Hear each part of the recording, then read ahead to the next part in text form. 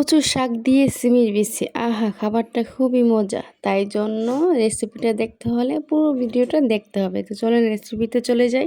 কালো কচু, এই কালো কচুর মধ্যে কিন্তু প্রচুর আয়রন। যাদের আয়রনের ঘাটতি আছে তারা কিন্তু এই কালো কচুটা খেতে পারেন।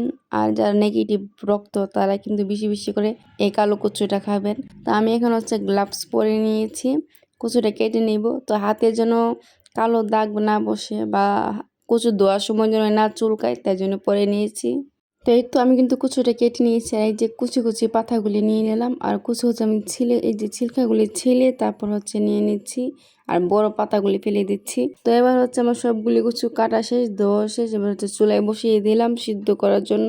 তো এই তো সিদ্ধ করতে বসিয়ে দিয়েছি, সিদ্ধ কিন্তু হয়ে গিয়েছে আমার প্রায়। এবার আমি একটা ছাঁকনিতে ছেঁকে নিব। এই তো ছাঁকনিতে ছেঁকে ভালো করে পানিগুলি নিংড়িয়ে নিয়েছি। আমি কিন্তু কচুর শাক সিমের বিচি দিয়ে রান্না করব। তো সিমের বিচি বেজে আমি ভিজিয়ে রেখেছিলাম অনেকক্ষণ। তো এই যে ফুলে উঠেছে, এবার উপরে ছিকলাটা ফেলে দিব, আর ফেলে আমি সিদ্ধ করে নিব। এই তো আমি কিন্তু সিমের বিচিটা সিদ্ধ করে নিয়েছি, এই যে বেশি সিদ্ধ করে নিই। আর কচুর শাক, রসুন কুচি, পেঁয়াজ কুচি নিয়ে নিলাম। আরও অনেক মশলা লাগবে, তা কী লাগবে দেখিয়ে দিব। তো রান্নায় চলে যাই। চুলায় একটা কড়াই বসিয়ে দিলাম, তার মধ্যে তেল দিয়ে দিলাম। তেলের মধ্যে দিয়েছি পেঁয়াজ আর রসুন কুচি। রসুন আর পেঁয়াজ কুচিটা আমি কিছুক্ষণ ভেজে নিব ব্রাউন কালার করে। ব্রাউন কালার হয়ে গিয়েছে, এবার আমি পানি অ্যাড করে নিব অল্প। এবার মশলা অ্যাড করে নিচ্ছি। এখানে দিয়েছি পেঁয়াজ আর জিরা পেস্ট 1 চামচ দিয়ে দিচ্ছি, রসুন পেস্ট দিয়ে দিচ্ছি 1/2 চামচ, আদা পেস্ট দিয়ে দিচ্ছি অল্প একটু, গুঁড়া মরিচ দিয়ে দিচ্ছি 1 চামচ, হলুদের গুঁড়া দিয়ে দিচ্ছি 1/2 চামচ, ধনিয়া গুঁড়া দিয়ে দিচ্ছি 1/2 চামচ থেকে কম, লবণ দিয়ে দিচ্ছি 1 চামচ। এবার সবগুলি মশলা আমি মিক্স করে নিচ্ছি। তো সবগুলি মশলা মিক্স করে আমি কিছুটা কষিয়ে ফিরে আসছি। এই তো কিছুটা কষিয়ে নিয়েছি। এ পর্যায়ে দিয়ে দিচ্ছি সিমের বিচিগুলি। আবার সিমের বিচিগুলি দিয়ে মিক্স করে নিচ্ছি। মিক্স করে তারপর কিছুক্ষণ কষিয়ে নিব। কয়েকটা কাঁচামরিচ মাঝখান থেকে ফেলে দিয়ে দিলাম।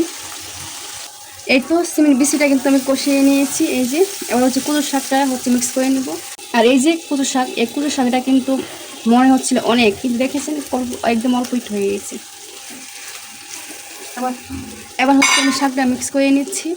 আর কচুর শাক কিন্তু আমি এখানে 2 মুঠা নিয়েছিলাম, দেখতে মনে হয়েছিল যে অনেকগুলি, আর দেখেন একদম অল্প শাক হয়ে গিয়েছে।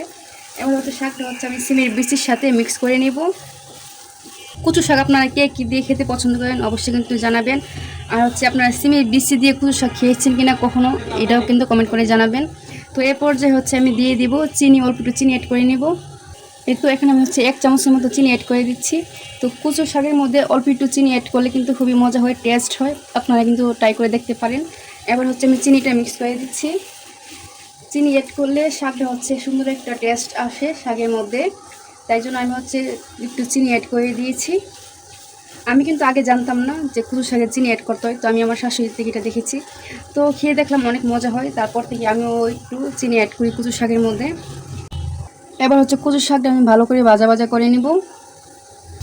এই তো আমি কিন্তু অনেকক্ষণ ভাজা করে নিয়েছি। আর এখানে আরও 1/2 চামচের মতো লবণ দিয়েছি, লবণ একটু কম হয়েছিল।